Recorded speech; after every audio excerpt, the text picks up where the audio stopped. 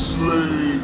Put chains all on your soul and put whips up on your back.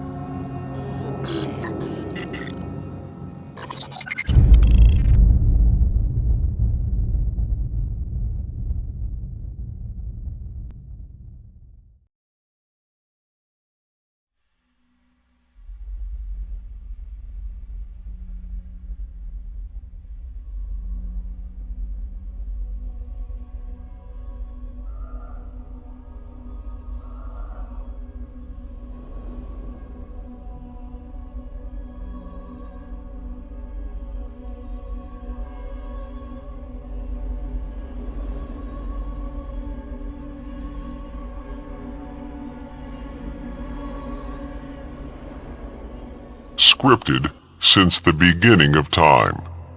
Have we all been here before? Are we experiencing now what we have experienced before? Which is most likely why we experience deja vu. My theory is that the Earth has a starting point and the world has an ending point, just like we all have a birth date and a death date. And when the world starts over, it resets. No different than a game like Grand Theft Auto or the game Sims. In order to create this video game, it must have developers, be mapped out, have storylines, etc.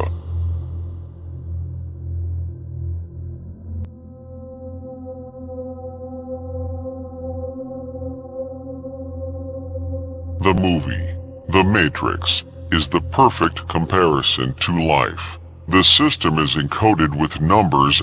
When Neo spoke with one of the guys in the lab, he wasn't reading the screen with words.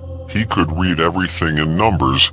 The characters, which are the A-list entertainers and athletes at the top level, are manufactured robots, created characters stored in a containment chamber at a lab, and then released to play out their scripted roles. And once that scripted role ends, they return back to that lab until the world repeats, and this is how life has always operated.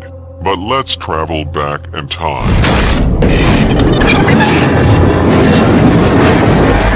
Chapter 1. The Bible. The Bible is filled with many stories that none of us can confirm were real or fiction. Every generation that Jesus was expected to make a return, there was never a return. It's not for me to question your faith or beliefs or change your beliefs, but what I will do is give you my perspective on why I think the Bible was created, and you can then form your own opinion. My theory is that the Bible was used to control the masses. Many people want to do right by God's commands in order to get to heaven. The Bible and religion has been forced on people for many generations.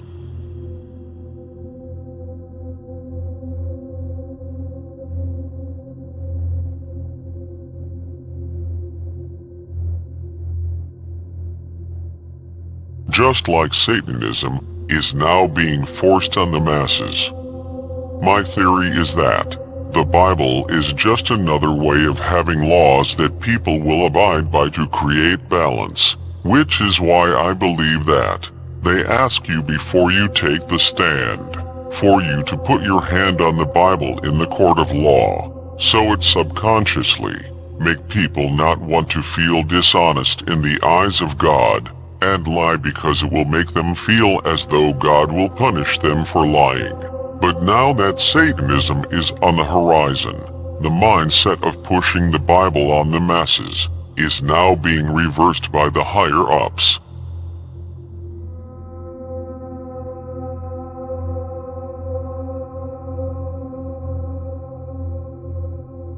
Now more and more people are becoming more distant with God altogether. Pay close attention to the order in how people have and are gradually changing their outlook on God. It was once forbidden to have tattoos. Nowadays, it's hard to find a person without tattoos, body piercings. Women dating women has now become normalized, and now men dating men is becoming normalized in society as well. The average person went from believing in God to saying things like, they believe in God but not the Bible, then saying, they believe in God but not religion. They stopped going to church.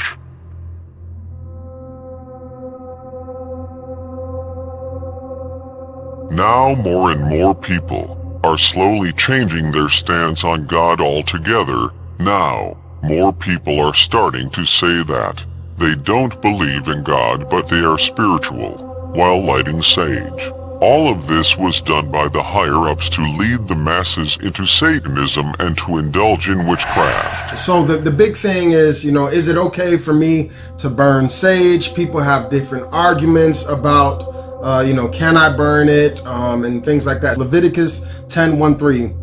And Nadab and Abihu, the sons of Aaron, took either of them his censer, and put fire therein, and put incense therein, and offered strange fire before the Lord, which he commanded them not. So we see here, this is what the Lord whispered to me in prayer time when I asked him about it. Strange fire, all right? They were burning incense, and it was not acceptable to the Lord. And now if you look at the roots of what they call smudging and burning sage, it's this New Age movement. And the New Age movement, they believe in the spiritual world. They believe in the spiritual realm, but they don't believe in the higher authority. Now you say, oh, I'm just going to bring the DVD in my home and I'm going to watch it because it's entertainment, right? I'm just going to burn the sage because it smells good. I'm just going to watch the movie because it's entertaining. But what you're bringing into your house, the root of it, where it came from, where it was produced, was, oh man, let me think of the most evil, wicked thing. I got to tap into something. I can come up with the most, and you bring that into your home.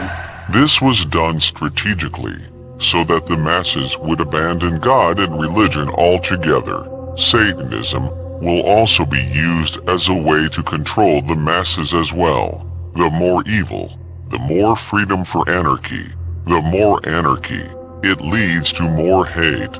Then comes more depression. Then more suicides.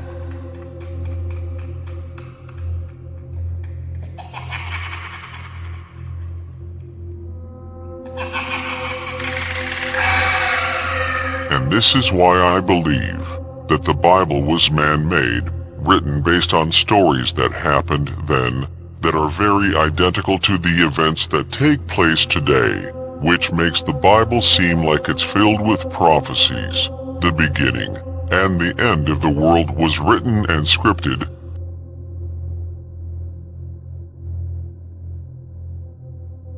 Chapter 2. Slavery. It's said that slavery began in America in 1619. Research proved that other races were also enslaved before Africans were slaved, but it seems as though public education hides specific information about slavery. Of course, everybody knows about Europeans going to Africa and taking the people off into slavery. It's taught in schools. White slavery is not so well known.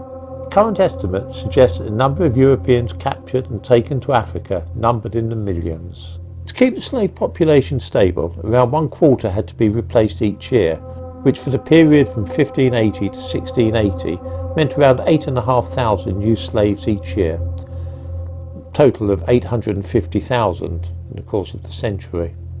According to one estimate, 7,000 English people were abducted between 1622 to 1644. Conditions of the white slaves in Africa were sometimes worse than those of the black slaves in the Caribbean and America.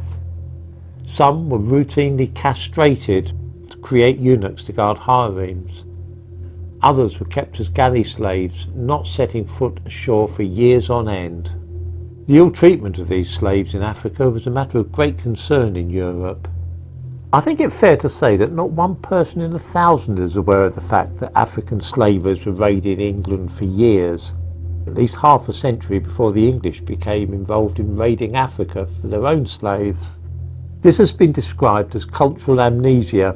Images such as this one, black African slaves in the Caribbean, are routinely seen in school and during Black History Month.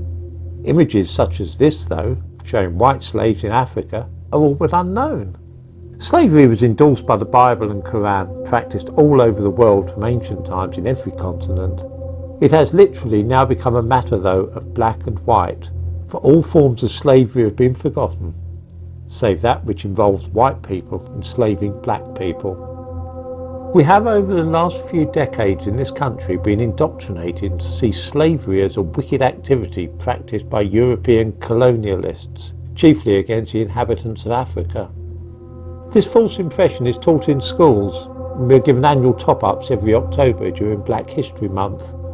The truth is that at least half a century before England became involved in the capture of slaves in Africa, slave traders from Africa were carrying off people from England and taking them away to be slaves. History is always far more complex than the simple linear narrative that we learn at school. The slavery narrative is used as a race bait tactic to play on the black emotion and also to keep blacks reeled in for all of the higher-ups' agendas, such as the civil rights movement, the Rodney King case, the George Floyd case, or any social injustice matters that has the white versus black storyline that will get blacks outraged and do what they want them to.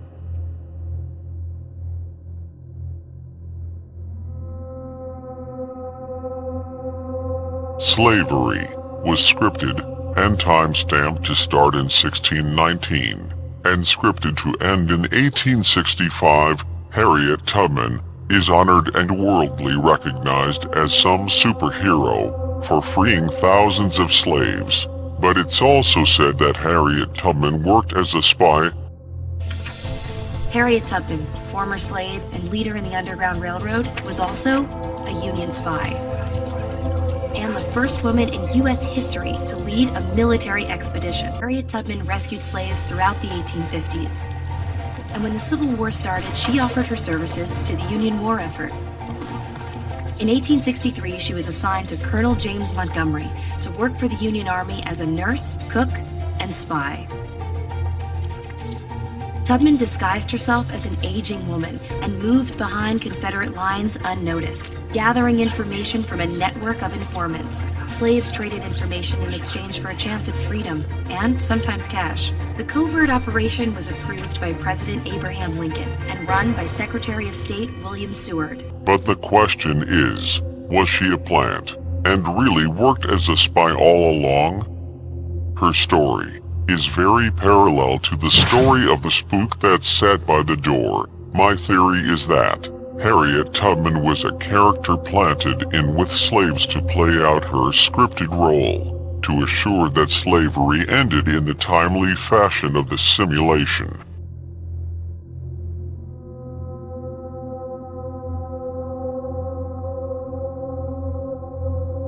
But the higher-ups, our master illusionist, they manipulate the minds of the masses by using their puppets as foot soldiers to reveal hidden truths.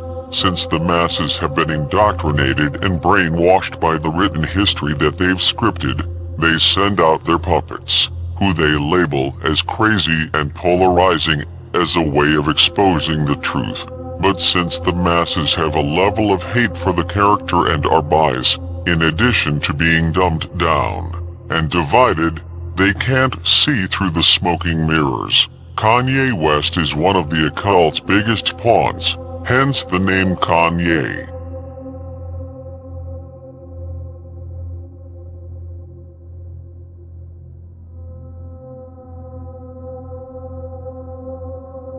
The definition of a con: to persuade someone to do or believe something, typically by use of a deception. The definition of yay: expressing triumph, approval, or encouragement, cheering to be conned. This is why Kanye has always been at the forefront, centered around all of the controversial issues facing America. The mainstream media pretends to hate Kanye, but they are all aligned. Kanye West stated that Harriet Tubman didn't free the slaves, then received a ton of backlash when he stated that slavery was a choice. This to me was the occult using Kanye to expose the truth about slavery.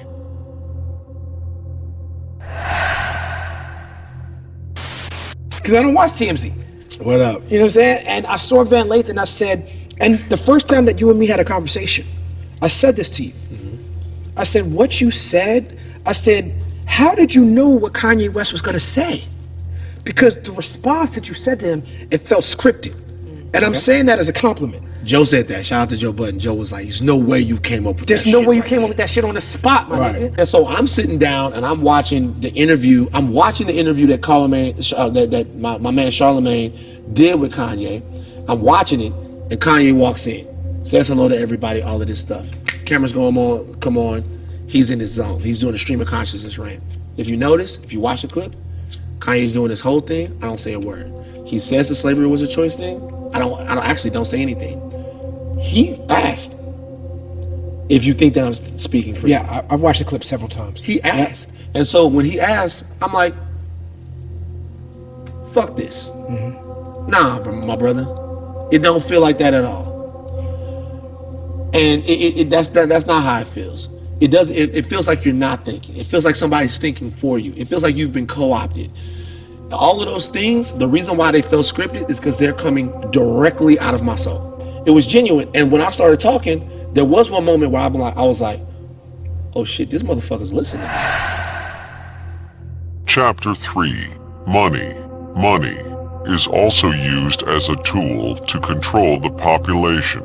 The average person believes that money is what makes the world go around. But ultimately, money is just another form of control. Because think about it. Before money, what did people use? They traded gold and goods, right? Which means there is a system that the higher-ups control that can be changed at any time. Meaning they can get rid of paper money and you will be forced to use whatever form of currency they force you to use. Why? Because this is what you need to survive, and this is what the pandemic is all about.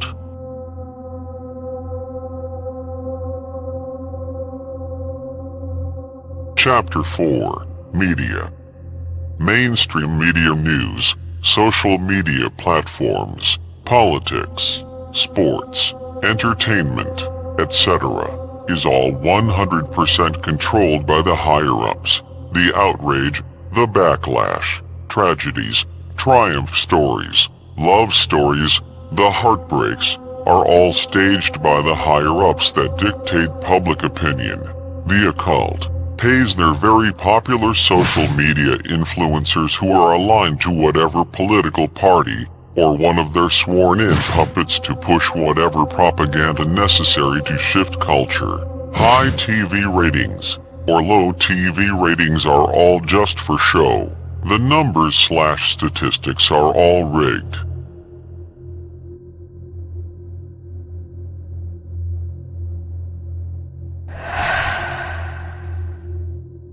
The fictional scripted characters that you have grown to love throughout your childhood and adulthood were all designed to be either passive-aggressive superheroes or to play the villain role character that the masses hate. Whether you're a fan of either, subconsciously the viewer looks at the character as a friend, a brother, sister, long-lost cousin, father figure, etc. The audience lives vicariously through the character. The movies that we all enjoyed have been presented to us as entertainment, but it has always been used as predictive programming.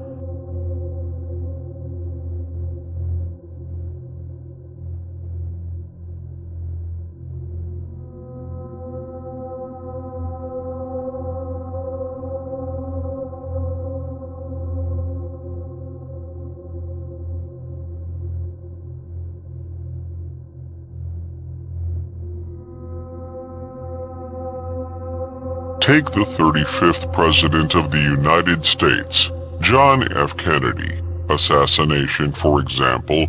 Typically, if you do your research on many of the major tragic events throughout history, the higher-ups has always used predictive programming leading up to that event that prepped the viewers for what was next to come. In 1963, God Deem, The first president of the Republic of Vietnam was assassinated 20 days before JFK. He was 62 years old. The occult, being masters of mockery and deception. The hitman Nguyen Van Nhung arrived at the palace to kill Go at 8 p.m. Nguyen died at 44 years old.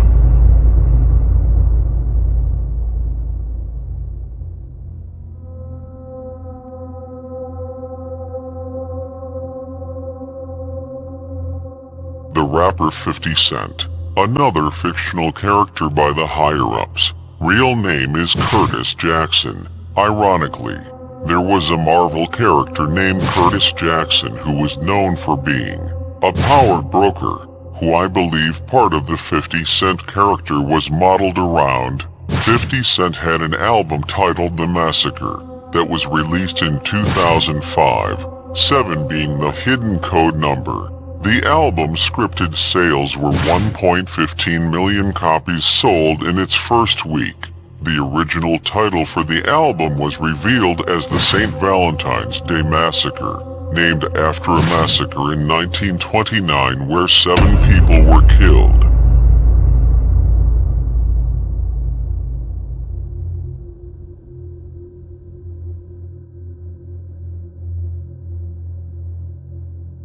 Ironically, 50 Cent had a very popular song that he released from that album titled Guns Come Out. The album was released on March 3, 2005.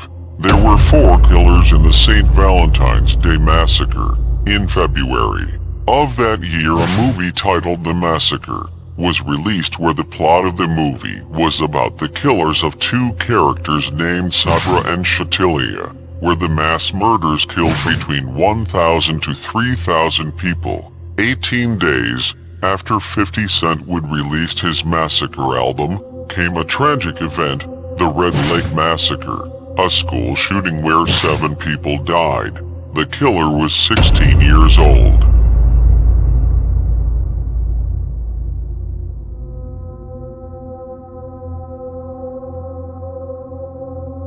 Many people don't realize how deep that a character's script goes. 24 hours of their day are spent chasing entertainment, gossip, and validation. Scripted characters like Kobe Bryant's story was nothing more than a continuation of his scripted father and uncle, who are former NBA players' shortcomings. In order for Kobe's story/film to be as great as it was, the entire story has to come full circle. If you analyze Kobe Bryant's entire career, you noticed that his career was scripted to mirror his father and uncle's career, and it was encoded by the numbers all along, from start to finish. Kobe Bryant's father, Joe Bryant, was drafted to the Golden State Warriors and was the 14th overall pick in the draft, but never played a game for the Warriors and was traded to the Philadelphia 76ers. Similar to Kobe Bryant, who was the 13th pick in the NBA draft, drafted by the Charlotte Hornets but never played a game for them and was traded to the Los Angeles Lakers. Ironically, the Warriors made a joke about Kobe, that if he were to ever come out of retirement, that they'd be open to signing him. Joe Bryant, who wore number 23, was famously known for his dunk over Kareem Abdul-Jabbar, number 33. Joe Bryant was then traded to the Los Angeles Clippers, which is also a team that Kobe Bryant threatened to sign to had the Lakers franchise not traded Shaq away. Shaq wore the jersey number 34. 3 plus 4 equals 7. And in order for Kobe to flourish, the past number 7 had to leave, and the new number 7 Lamar Odom had to be reborn. And that's why Lamar Odom was traded from the team that Kobe Bryant's dad was traded to.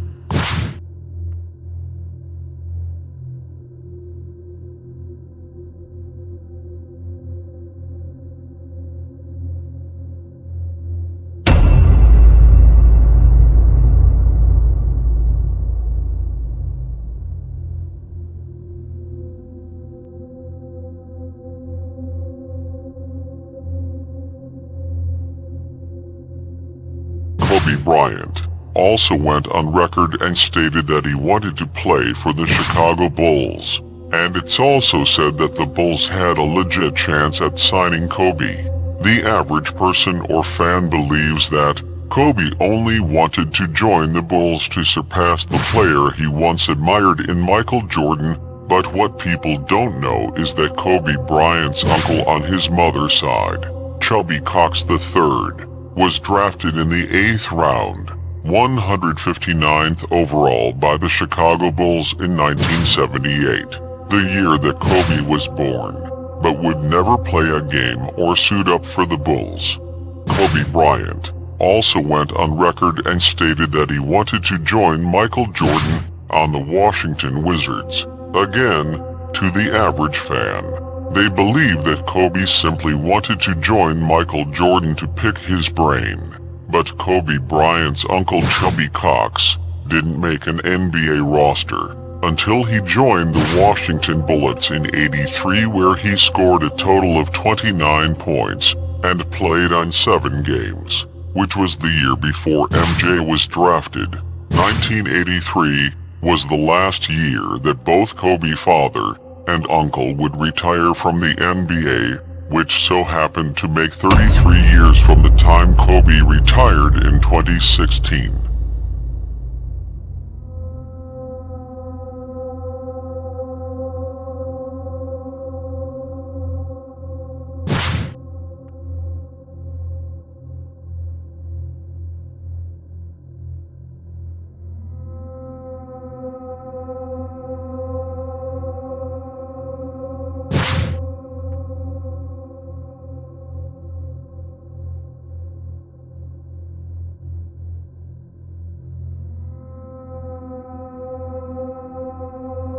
In the next series, we will discuss how romance, love, and manufactured entertainment couples are used to shape and shift culture as well, from the older days up until present time.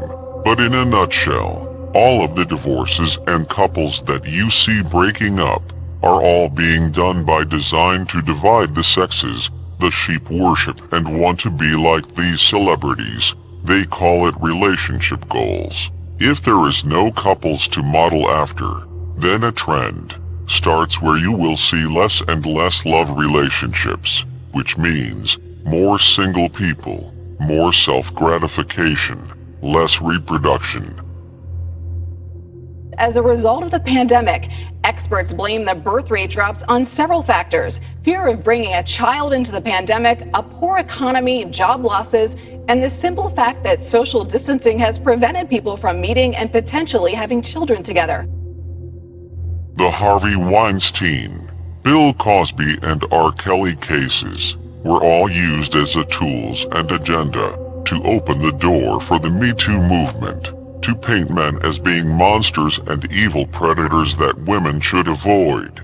This subconsciously makes men distant from women because of the fear of what can happen, even though he may have been given consent, but also make women question men and how they may potentially try to take advantage of them sexually. But the gray area in all of this is, when Michael Jackson died, he instantly became loved all over again, and his alleged pedophilia history was erased.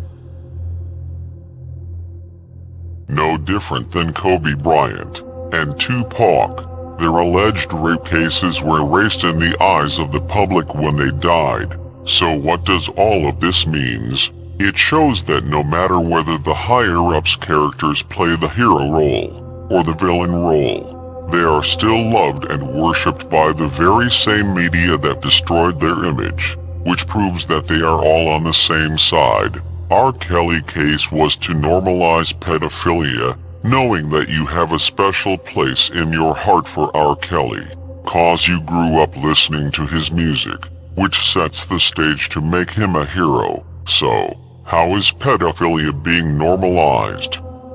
Good press or bad press? All press is good press. You glorify the most popular entertainers that are known for being pedophiles. You create a platform like the Shade Room and World Star Hip Hop, where young girls 16 and under Dress like adults, wearing clothing showing their curves. Program the mothers to allow it and see nothing wrong with it. The teenagers then grow up and take it a step further and show more skin for likes. You create fake cases, then create a documentary of women saying they survived a pedophile, then won a movie award for it.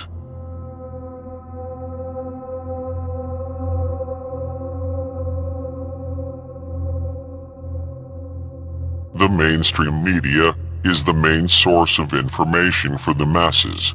They completely rely on the news to think for them without doing the necessary research for themselves. But the higher-ups are playing typical mind games on the masses. The former President Barack Obama handed the keys over to Donald Trump knowing that a pandemic was on the horizon. So that if and when a new strain of flu, like the Spanish flu, crops up 5 years from now or a decade from now, we've made the investment. But everything was laid out beautifully for their puppet Donald Trump, and here's how. Before the pandemic, everything was completely normal. The economy, jobs, gas prices, business, no real wars, etc. But the mainstream media news convinced the masses to believe the total opposite, telling the sheep what feels good, while also telling them that the world was coming to an end, attacking Trump, twisting all of his words and speeches. But this set the stage for a senile, forgetful President Joe Biden, who also follows a script. He's winning back the United States Senate and expanding our majority in the House of Representatives. That's what we need. A script for, again, what should be a very basic call. But they've got to tell, I mean, the guy's a puppet right now. They've got to tell him exactly what to say, when to say it. He still screws it up when they do, but they've got to tell them. And then side point, which really doesn't matter, but he's holding the phone upside down. How about the questions asked by Anderson Cooper yesterday? Anderson Cooper, he's interviewed me a lot over the years, and I always got along with him, but they were tough interviews. Did you hear the questions? And Biden kept looking down. I think he was reading the answers off a teleprompter. It will be a beautiful thing to see. I learned myself. I had a brother Fred, great guy, best looking guy, best personality, much better than mine. But he had a problem. He had a problem with alcohol. And he would tell me, don't drink. The sheep are being pulled in each direction and are confused. Trump still believes that he won the 2020 election, and it will be proven that he won. But the majority of people have been programmed to think liberal and won't want Trump back in office.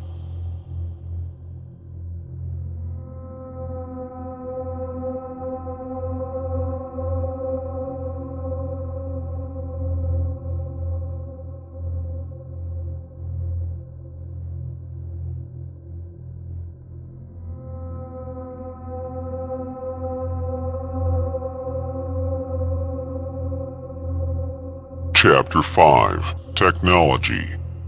Ever since we could all remember, technology has always been around in some fashion, but the question is, do technology advance? Because there is some inventor who comes up with these new ideas from the bottom of their mother's basements, or out of garages like you've been led to believe.